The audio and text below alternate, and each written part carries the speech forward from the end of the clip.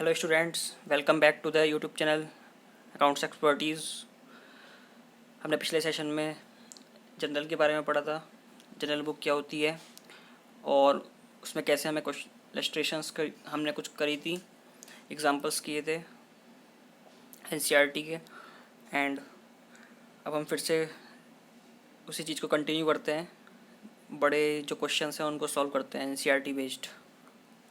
तो ये हमारा एनसीईआरटी का क्वेश्चन है, illustration 2। Surat mart furnishes the following information transactions during the month of April 2017 are as under। ठीक है, ये ट्रांजेक्शन्स करी हैं during the month of April, April के मंथ में। ठीक है, 1 अप्रैल से लेकर 30 अप्रैल तक की सारी ट्रांजेक्शन्स हैं। आइए हम इनको रिकॉर्ड करते हैं अपने जनरल में। ओरिजिनल बुक्स की जो हमारी जो एंट्री होती है जिसमें बुक्स में और जनरल बुक में, उसमें हम इनको एंट्री में करते हैं। देखिए, सबसे पहली एंट्री 1/4/17 में बिजनेस स्टार्टेड विद कैश 1,50,000। क्या हुआ, कैश आया बिजनेस में, cash account debit to capital account 1,50,000।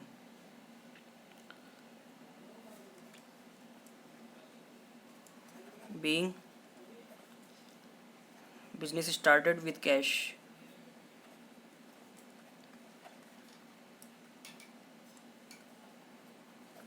second goods purchase from Manisha. अब सीधे क्या आया है, सीधे मनीषा का नाम आ रहा है, कैश नहीं आ रहा है। तो इसका मतलब कैसे खरीदा है, क्रेडिट पे, उधार। तो क्या होगा इसकी entry, purchase account debit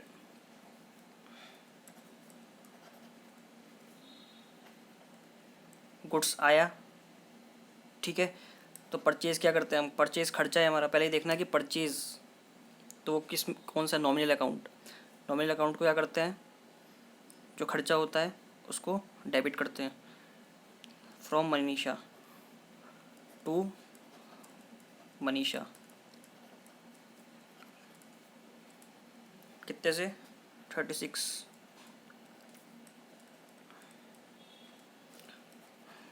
being goods purchased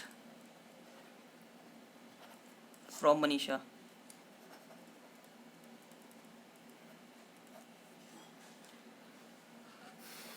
ठीक है। अगर यहाँ पे हमने कैश में ख़रीदा होता तो परचेज टू कैश। ठीक है, मनीषा क्या है यहाँ पे,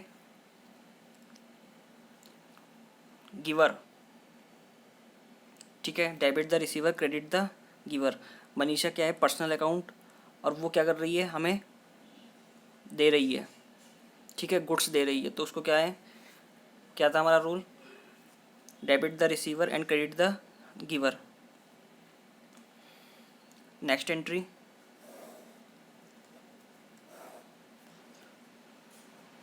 1/4/17 stationery purchased for cash. Stationery खरीदी है कैश। स्टेशनरी क्या है हमारा, खर्चा। Stationery account debit to cash. पहले अकाउंट को पहचानना है कि अकाउंट कौन सा है ये, 2200 रुपये।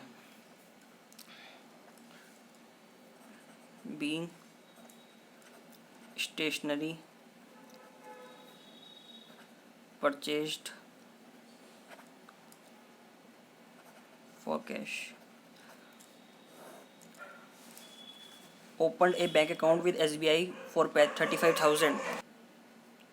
फिर हमारी न्यू एंट्री है 2 अप्रैल को, open a bank account with SBI account. तो क्या होगा, 35,000 से ओपन किया है बैंक अकाउंट और 35,000 रुपये जमा कराए हैं। तो क्या होगी entry, bank account debit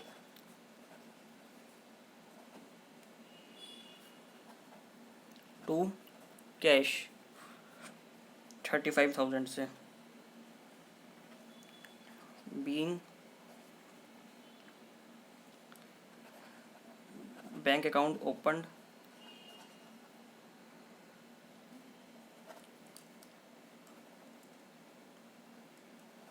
and cash deposit.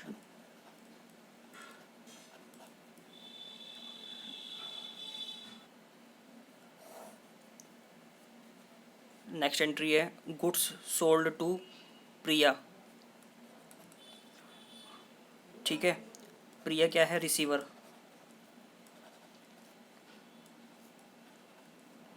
To sales, sales क्या हुआ?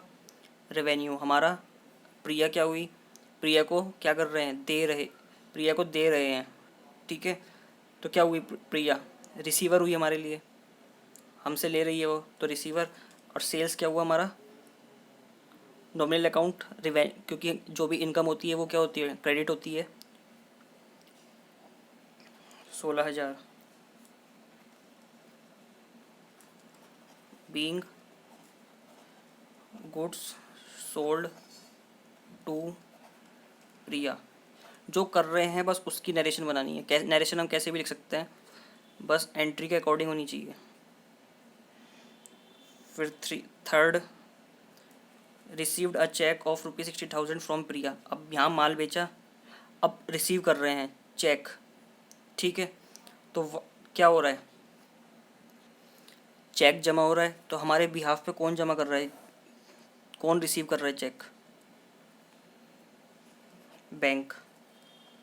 हमारे बिहाफ पे बैंक रिसीव कर रहा है, क्योंकि bank is a personal account.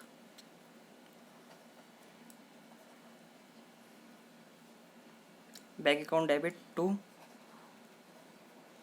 Priya.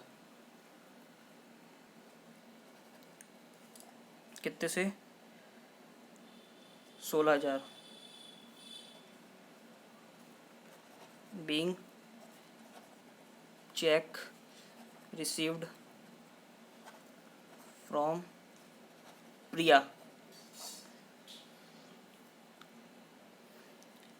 Next entry is on 5 April sold goods to Nidhi. Nidhi को गुड्स बेचा, तो रिसीवर कौन हुई? Nidhi. Nidhi account debit to sales. Sales क्या हुई हमारा? Revenue.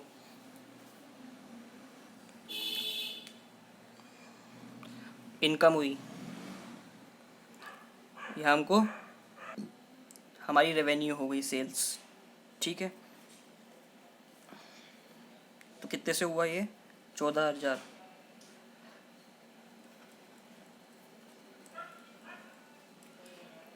Being goods sold to निधि। ठीक है, फिर 8 अप्रैल को क्या हुई entry?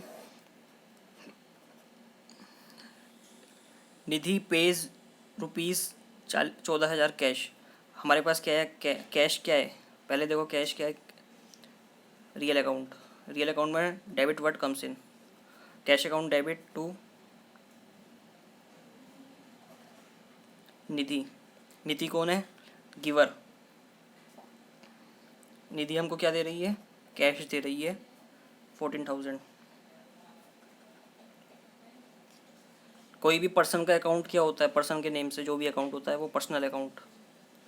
Being cash received from Nidhi.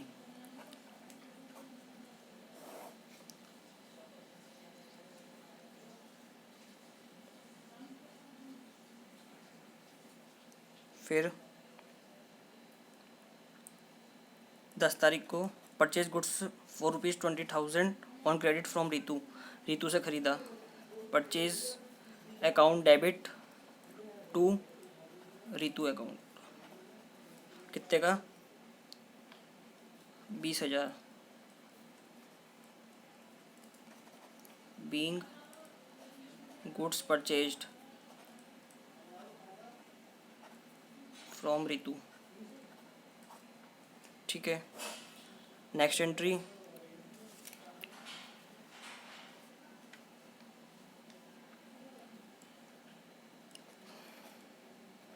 Insurance paid by cheque. Insurance क्या हुआ? हमने इंश्योरेंस लिया तो हमारा खर्चा हुआ ना। इंश्योरेंस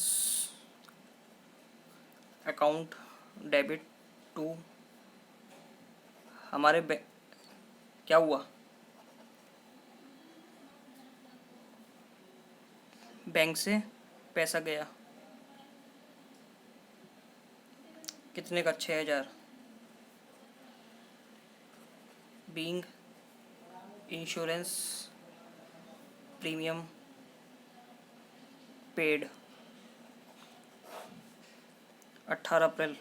पेड रेंट, रेंट क्या हुआ, खर्चा। Rent account debit to cash, जब पेड आ जाता है केवल तो इसका मतलब कैश गया 2,000 से। Being rent paid in cash,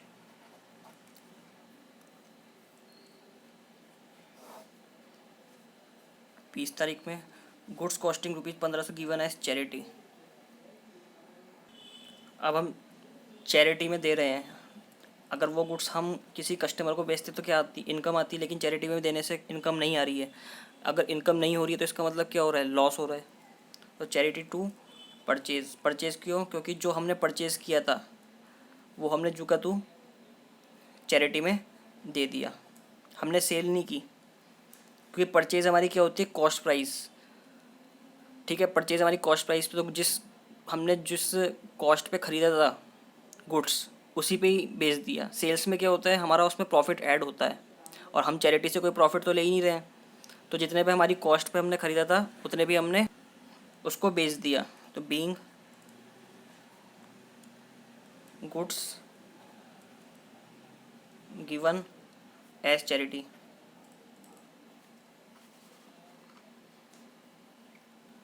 कितने का, 1500। फिर 24 of purchase office furniture for कितने का, ये तो हम एंट्री कितनी बार कर चुके हैं। Furniture account debit to to cash, कितने का, 11,200। बीइंग फर्नीचर परचेज्ड, ठीक है। Cash withdraw for personal use,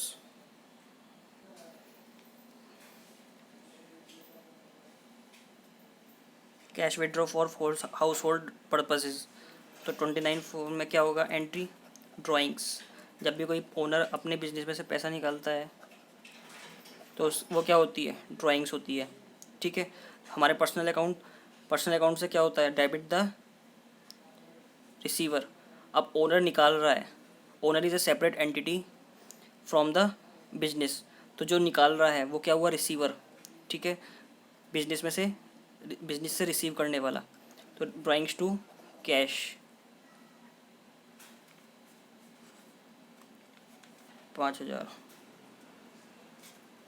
being cash withdraw from the business for personal purpose,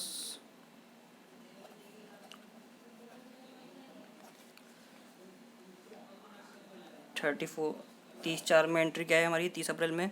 interest received cash rupees इतना। इंटरेस्ट रिसीव्ड करना क्या हुआ, इनकम हो रही है, आ क्या रहा है, cash. Interest cash account debit to interest received account, 1,200। Being interest received in cash, 30 अप्रैल में एक एंट्री हो रही है। और cash sales, cash account debit cash की सेल्स। अब तो देखो, दो अकाउंट इसी से ही बन रहे हैं, एक कैश हुई है और एक सेल्स। सेल्स हमारी रेवेन्यू है, नॉमिनल अकाउंट, और कैश हमारा real. Cash what, debit what comes in, and sales credit all incomes, 2,300। Being cash sales made.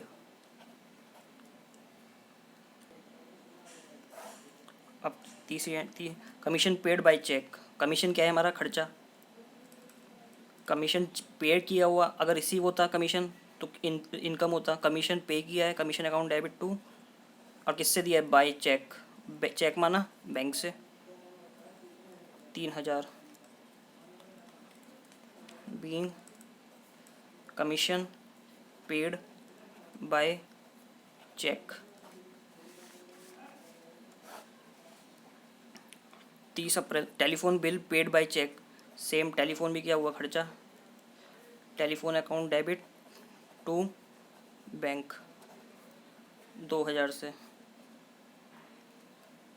इसकी नरेशन आप बना सकते हैं आप। 30 April payment of salaries in cash, salary क्या हुआ? खर्चा।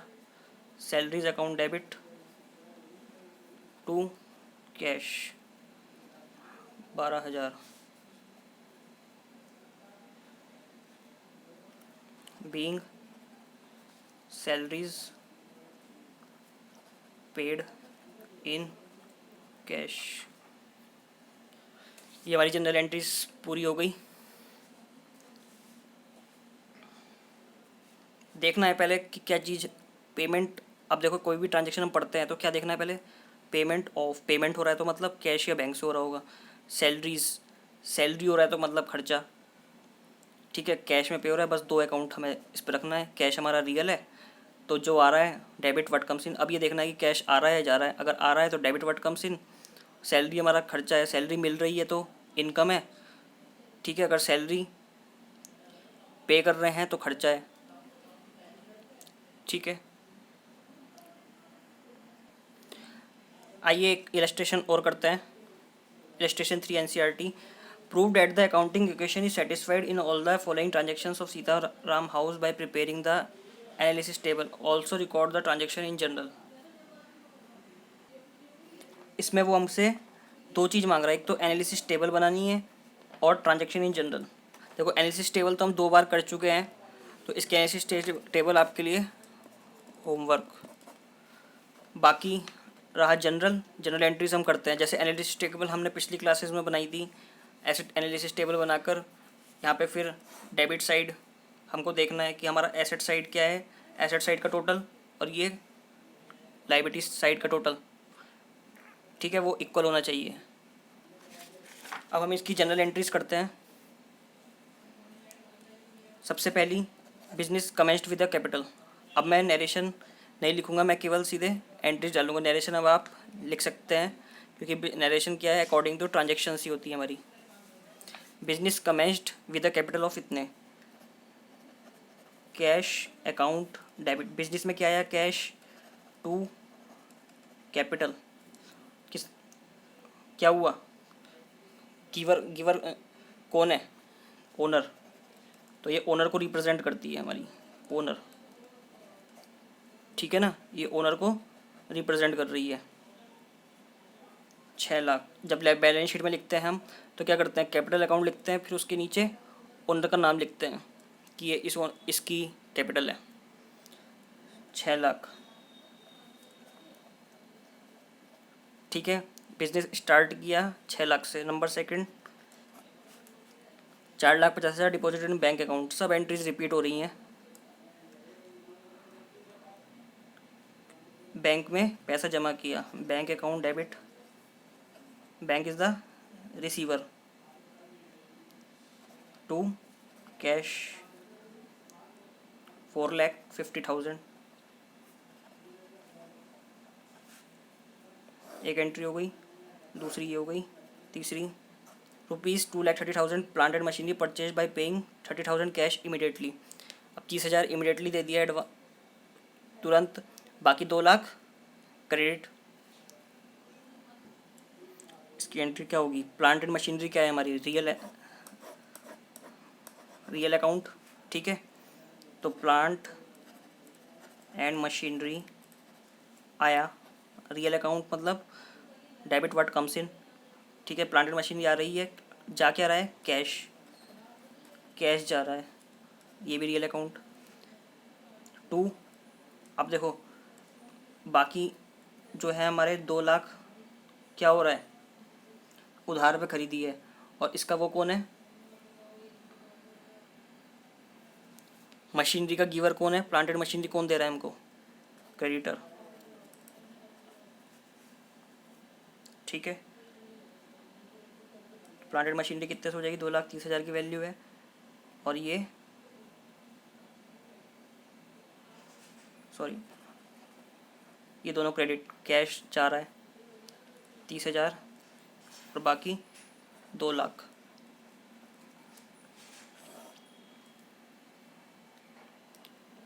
प्लांट एंड मशीनरी हमको किससे मिल रही है, क्रेडिटर से। और जब हम पेमेंट करेंगे प्लांट एंड मशीनरी का तो क्या करेंगे, क्रेडिटर, इस क्रेडिटर का क्रेडिटर अकाउंट डेबिट, हम इसका एंट्री अगर करेंगे जैसे लेट्स सपोज क्रेडिटर टू, हमने इसको भी कैश पे किया मान लो, तो क्या करेंगे, क्रेडिटर टू कैश। अब ये क्या हो गया, ये जो गिवर था इसने पहले हमें प्लांट एंड मशीनरी गिव करी, दी, ठीक है। अब यहाँ पे क्या कर रहा है, वो रिसीव कर रहा है क्या, कैश, हम उसको दे रहे हैं, ठीक है। तो इसकी एंट्री क्या हो जाएगी फिर, ये 2,00,000। ये मैंने केवल आपको एक आउट ऑफ क्वेश्चन बताया है। अगर हम इसको अब पे करेंगे, क्योंकि ये हमारी बुक्स में खड़ा हुआ है ना ये क्रेडिटर 2,00,000 से, तो इसको जब सेट ऑफ करेंगे, इसको पैसे देंगे, तो हमारी एंट्री क्या बनेगी, ये बन जाएगी। तो ये और ये सेट ऑफ हो गया। और फोर्थ एंट्री हमारी बनती है, purchase goods ₹40,000 for cash and ₹40,000 on account. Goods purchase किया, purchase account debit, on account मतलब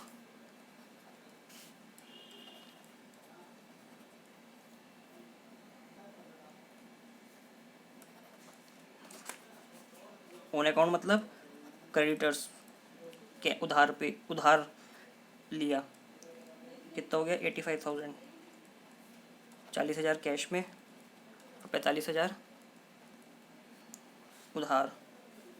fifth entry, paid a cheque of ₹2,00,000 to the supplier for plant of machinery. अब देखो यहाँ पे क्या किया हमने, खरीदा था, ठीक है, paid a cheque of ₹2,00,000 to the supplier for plant and machinery. अब सप्लायर को परचेज वो किया है, ठीक है।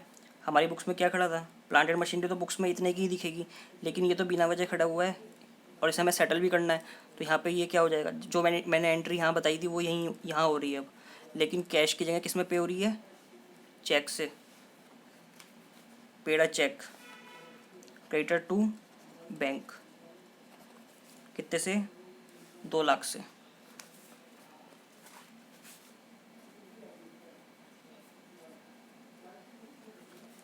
Next entry, paid a cheque 70,000 cash sales of goods costing ₹50,000। बस सिंपल सेल की एंट्री है, cash account debit to sales 70,000।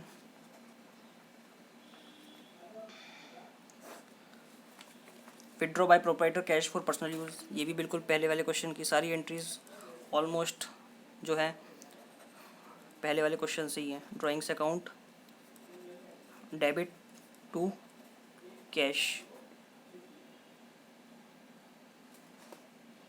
कितने से, 35,000 से, डेबिट द रिसीवर, ठीक है।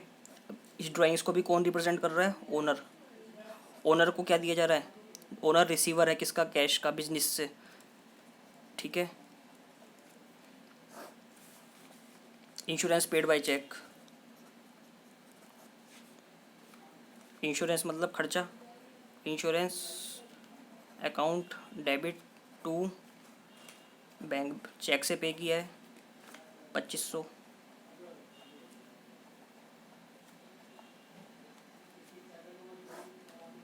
Salary of 55,000 outstanding.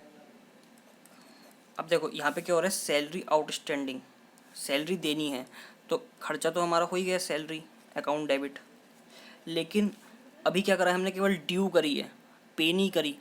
पे करी होती तो सैलरी टू कैश होता, लेकिन हम क्या कर रहे हैं, ड्यू कर रहे हैं टू आउटस्टैंडिंग सैलरी। ये भी पर्सनल अकाउंट, जो हमने कहा था जो किसी पर्सन से रिलेट करता है, ठीक है ना, जो एक होता है रिप्रेजेंटेटिव पर्सनल अकाउंट। तो रिप्रेजेंटेटिव पर्सनल अकाउंट मतलब जो किसी पर्सन से लिंक, एम्प्लॉय की सैलरी है, ये अकाउंट किससे लिंक करता है, किसी पर्सन के उससे, ठीक है। तो outstanding salary being salary outstanding कितने से, 5500।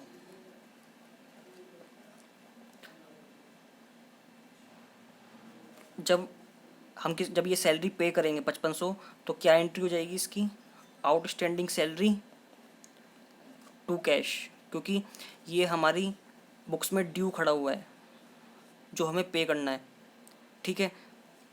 इसको पे करने के लिए क्या होगा, outstanding salary to cash. Last entry हमारी 10th, furniture purchased in cash, बस फर्नीचर अकाउंट डेबिट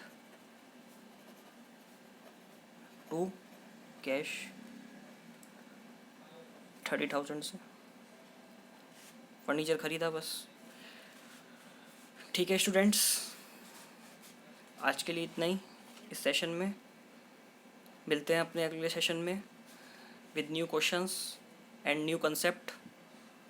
कंसेप्ट होना बहुत ज़रूरी है पक्का, जब तक कंसेप्ट क्लियर नहीं होगा तो क्वेश्चंस करने में बहुत दिक्कत होगी, जनरल एंट्रीज हम सही रिकॉर्ड नहीं कर पाएंगे, तो इसलिए कंसेप्ट का क्लियर होना बहुत ज़रूरी है और आप इसकी प्रैक्टिस कीजिए ताकि कंसेप्ट क्लियर हो।